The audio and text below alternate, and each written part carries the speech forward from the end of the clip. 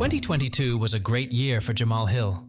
Following his entrance to the UFC from the Contender Series in 2019, he had been on a rise up until one point.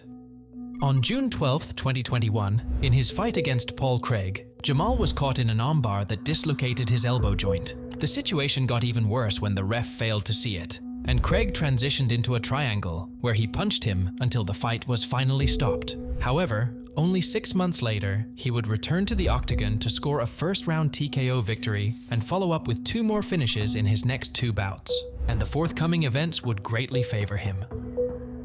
On November 23rd, Jiří Procházka wrote on Instagram that he wouldn't be able to compete in his scheduled bout against Glover Teixeira at UFC 282 due to a shoulder injury, and that he would be vacating the belt to not hold up the division. With Procházka out, UFC matched Blachowicz and Ankalaev for the vacant belt after Teixeira turned down the opportunity to fight the Russian, as he wanted more time to prepare. Following a 5-round back and forth, their fight was ruled a split draw, which meant the division was still missing its champion. In response to the situation, Dana White arranged a new bout to fill the vacant title on the same night as the fights.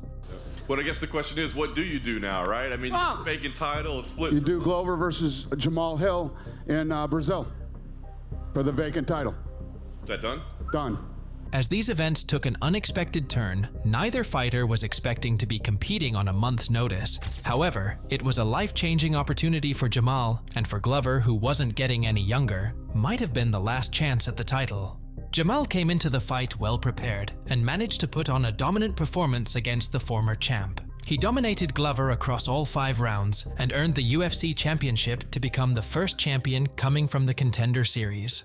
However, on July 14th, things would turn for the worse for Jamahal. While playing basketball, he ruptured his Achilles, which turned out to be a significant injury that required surgery and rehabilitation. Due to this unfortunate event, just as the champion before him, Hill vacated his title to not hold up the division while he takes time to recover. From that point on, he remained out of the news until December 1st, when allegations of domestic violence surfaced. According to the police investigation, Jamahal and his brother made an agreement for him and his wife to clean Jamal's house for $300, which instead had been left vacant and without electricity, causing food to rot and spoil. After tensions escalated between the two, Hill took off his shirt and got in his brother's face before allegedly punching him and knocking him to the ground.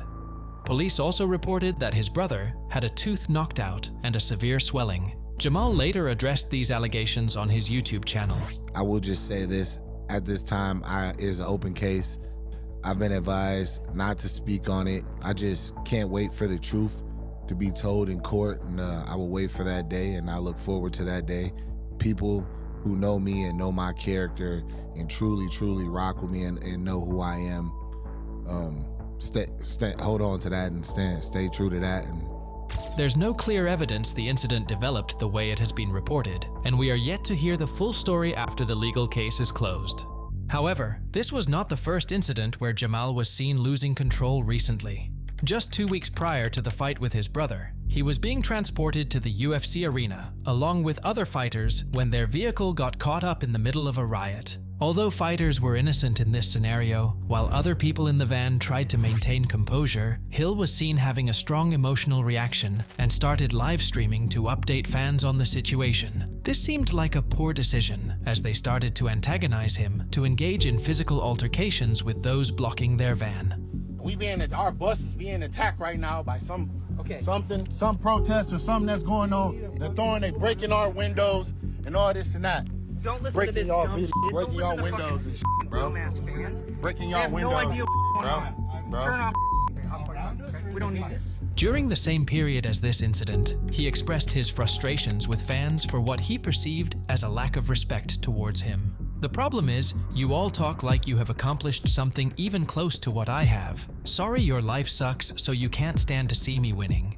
In addition to criticizing the MMA community on Twitter, he also began to complain about UFC rankings, expressing his discontent with being excluded from the list for inactivity due to an injury. Crazy how a year ago, when I won the title in a record-setting performance and showed complete dominance, I was ranked number 14, but everybody else who won the title ranked immediately in the top 8.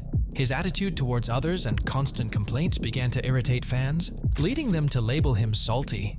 Unsurprisingly, this didn't sit well with the former champ, causing him to lash out at everyone, including those who supported him. He tweeted, "So I get asked a question in an interview and answer with legitimate facts, but I'm crying while you are all sitting on burner accounts and sucking off grown men who achieved more than you."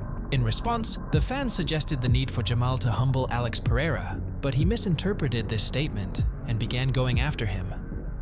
Constantly responding to every comment and displaying excessive emotional reactions only encouraged people to troll him even more. Following his interactions with fans online, a popular troll account, Ben Davis, posted a meme implying that Jamahal spends his entire day breaking his head by reading tweets about himself. Jamal's response didn't help his situation, further proving fans' speculations that he struggles to handle even light criticism or jokes at his expense. If somebody posted that and added me, I would find that very funny. Because I have. Because it's been done, and I think that shit's pretty funny. The back and forth between the two continued after Jamahal posted a photo of Ben getting knocked out in an exhibition match against Anderson Silva's son.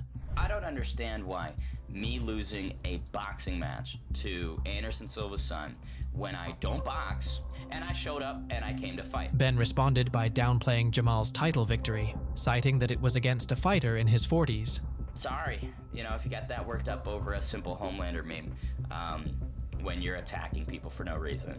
Sorry. It's safe to say Jamahal could have taken a more mature approach to this and just laughed it off. But instead, he's been tweeting so much that Guru filmed a 30-minute video just reading his recent tweets. Jesus Christ, Jamahal, put down the fucking phone, mate. What is going on? Jesus.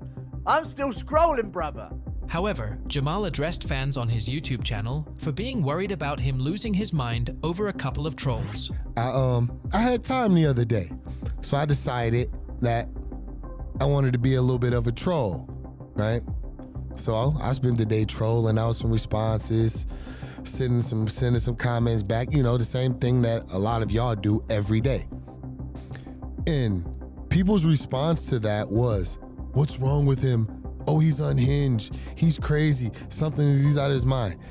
And I found that interesting at the fact that I spent one day doing what a lot of you do every single day, and you thought something was wrong with me. You thought I was crazy. You think I'm losing it and all this and that. Anything but just having fun online, right? Whether Jamahal was just playing along with people by being a troll himself is questionable, considering he has taken light jokes at him way too seriously many times before. Upon his return, he is expected to get an immediate shot at the title due to willingly vacating his belt a year ago. And ever since the current light heavyweight champ Alex Pereira left middleweight, there's been a lot going on in the division, so check out my deep dive on the events that took place post Pereira's rivalry with Izzy and the rise of a new champ, Dricus du Plessis.